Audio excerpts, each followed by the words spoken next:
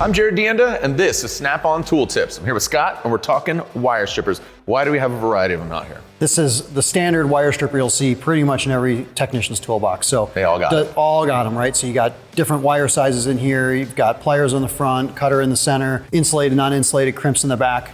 You know, if you're working on a car, you probably have these in your toolbox. Then as you move down the line, we move into a little bit more specialty, we'll say. This is all about, you know, maybe access, right? So a little bit smaller package, still does stripping, has a cutter there, insulated, non-insulated. So it still has a lot of the same features as the other one, but just in a little bit more compact package. All right, moving on down, what do we have? Moving on down the line, we have the new PWCs, which we call the hammerheads for obvious reasons. And there's a lot of cool features that we engineer into these. So first, there's two different styles here. One is meant for more heavy duty, so a little bit larger gauge sizes in these. But the key feature of this is ergonomics. So, you know, say you're up underneath the dash. Well, if you have a standard stripper, you're kind of got a weird angle. Maybe you can't get quite a good grip. Maybe you can't, you know, actually get that whole plier up there. Here, you reach up, you grab it, and you pull straight back. So it's all about ergonomics and functionality. So like you said, it's just about using the right tool for the right job. That's exactly right. And you don't have just one ratchet, so it's better to have this, you know, for the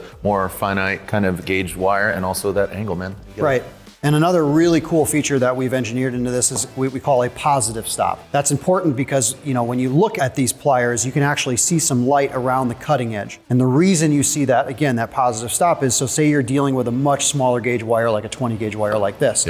So when you put that wire in there and you go to strip it out, you want that to be able to stop so that when you do strip it, you don't lose any of these strands, because there's only a few strands in here. If you lose any strands in here, that can cause problems with, if it's sending signal to something, you're not sending enough current through it, you could be chasing your own problem. Yeah, and then you got to rewire, you know, your vehicle, your home stuff, whatever it might be. Yep, also has a 632 and an 832 bolt cutter, so you thread it in there, give it a little snip, and a hardened cutter here. So if you're, you know, want to cut off a wire, just toss it in there, give it a little snip. There it is, wire strippers, of course, made in the USA.